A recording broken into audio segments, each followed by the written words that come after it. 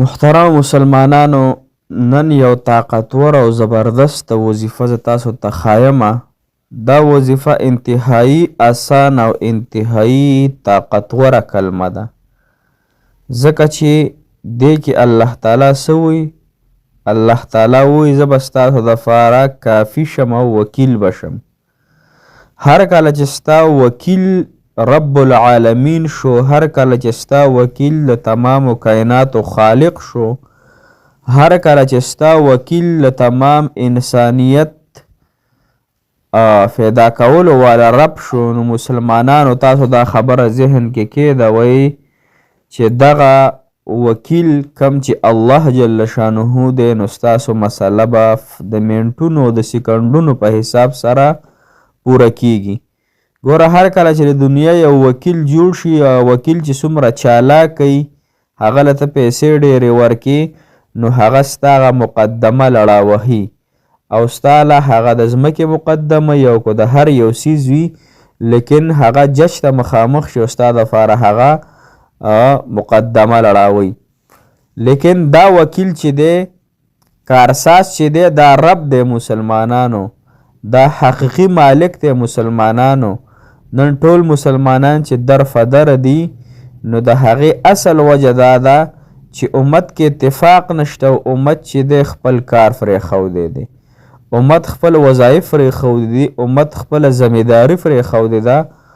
امت ځکه د هر سایډ نه صفې خوري مسلمانانو.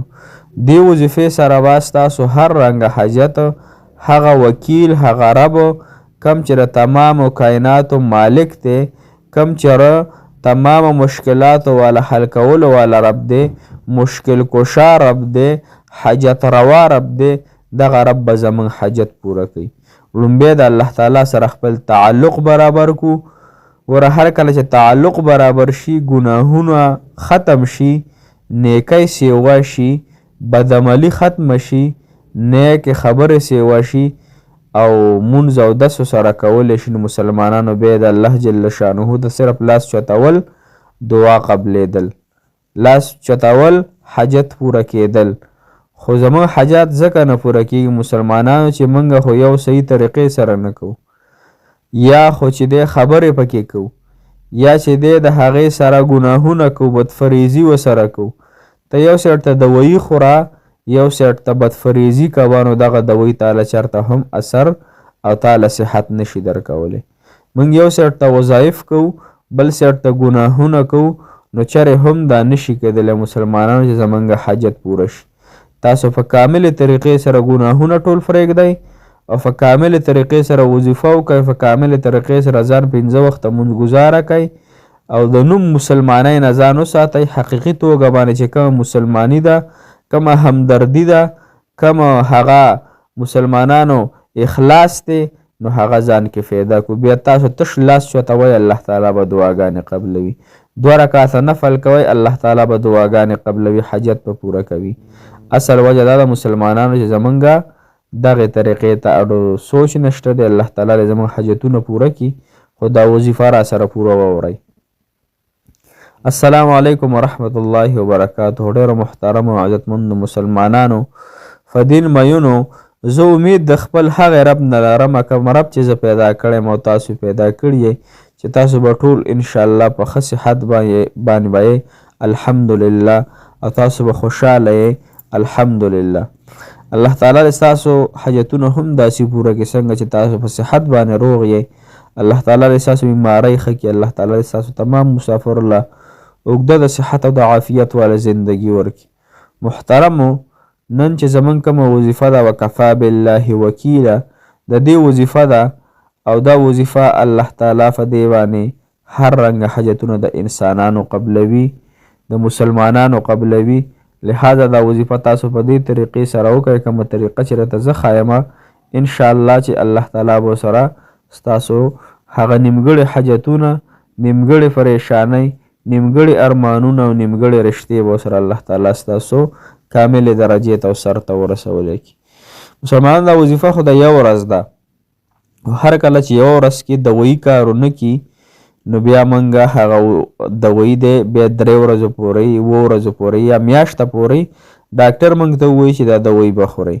لهذا ډاکټران زموږ د وجود طبیبان دي، خو روحاني چې کوم ډاکټران دي هغه عالمان دي، حافظان دي، دینداره طبقه ده. موږ به تاسو ته هغه څیزونه ښیو چې کوم الله تعالی ته انسان پرې نږدې کیږي او الله تعالی پرې د انسان ګناهونه معاف کوي. لهذا راځئ خپل سیټ ته ځو. تاسو به دا وظیفه د ماسخوتن د لمونځ نه پس کوئ. بهتر وخت د ماسخوتن لمونځ نه پس دی. دغه ټایم کې ځکه چې زنانه هم اوزګار وي، نارینه هم اوزګار وي، سړی پوره توجه سره وي، ځکه چې په وظیفه کې توجه ډېره کامله پکار ده او یقینه. نو دغې وجې نه د ماسخوتن لمونځ نه پس تاسو به 2 رکعاته صلات حاجت لمونځ وکئ او نیت به هم تاسو له درځي صورت چې پکې تاسو کم وایئ هغه پکې ووایئ. د دغې 2 رکعاته صلات حاجت لمونځ نه پس به ته 21 کرته 21 مرتبه درود ابراهیمي وایې، کوم چې موږ مانځه کې وایو. دا به تاسو په ښکلې اندازې سره طریقې سره ووایئ، ځان به وظیفې نه خلاصوئ.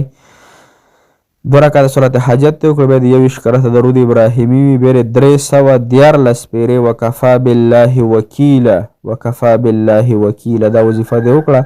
خو دې وظیفې دوران کې به دا سوچ کوئ چې مالک الله زما نه د حاجت دپاره ته وکیل شه او زما د حاجت دپاره ته کافي شه. دا ته پوره که مالک الله. د دنیا طاقتونه دا حاجت نشي پوره کولی، د دنیا هر قسمه پیسو او نور څیزونه دا حاجت نشي پوره کولی. الله ستا په رحم سره به دا پوره کیږي. دا دې وکړو، بیا به 21 کرته وروسته درود ابراهیمي وي، بیا به وروسته د هغې نه پس 2 رکعاته بیا صلات حاجت لمونځ وکړي. د حاجت لمونځ دې وکړو، بیا چې کله دعا غواړي مسلمانانو د هغې دپاره بیا 11 کرته درود ابراهیمي وي، بیا به دعا غواړي، دعا نه پس بیا 11 پیرې درود ابراهیمي وي. خو چې کله دعا غواړي نو داسې به غواړئ چې مالک الله ته زما دا حاجت پوره کړي. ته حاجت روی، ته مشکل کشی، ته د بیمارانو ختمولو والی، ته د رشتو راوستلو والی، ته د نکاح کولو والا ذاتې. الله زما دا کومه مسله چې دا ته پوره که الله. که دا مسله ته پوره کړي الله، ستا په خزانو کې کموالی نه راځي مالک الله. که دا مسله ته پوره نه کړي الله، سیواوالی پکې نه راځي الله. زه ستا غلام یم الله، ګناهګار یمه، خو الله ته راباندې خپل رحم وکړي. زه به ګناهونه هم بیا نه کوم، زه به ستا نافرماني م الله بیا نه کوم، خو الله زما د حاجت نن پوره که الله. ما ته تکلیف دی مالک الله، او الله تا محبت ما سره کې، زه ستا بنده یم، ته له یو میانو نه زیات محبت کې الله. نو زما د حاجت پوره کې دی. حاجت چې نه پوره کېږي الله، ما ته تکلیف دی الله، ما ته پریشانی ده. انشاءالله ډېره عاجزۍ سره دا دعا وغواړئ. کو یو شپه کې حاجت پوره نه شو، 2 3 4 تر 7 شپو پورې مسلسل دا وظیفه تاسو کوئ، دغه رنګې نفل ورسره وکئ او دغه رنګې دغه دعاګانې ورسره وغواړئ. انشاءالله چې د یوې هفته کې به خامخا الله جل شانه ستاسو هر رنګ حاجت او مقصد پوره کړي. الله تعالی نه امید لرم الله تعالی دې ستاسو تمام حاجتونه پوره کړي. موږ هم دعاګانې تاسو ته کوو د سورت یاسین، سورت رحمان ختم د الله د رضا لپاره. انشاءالله دعاګانو کې هم یاد ساتو، تاسو هم یاد ساتئ. الله مو خوشحاله ساته. جزاک الله خیر.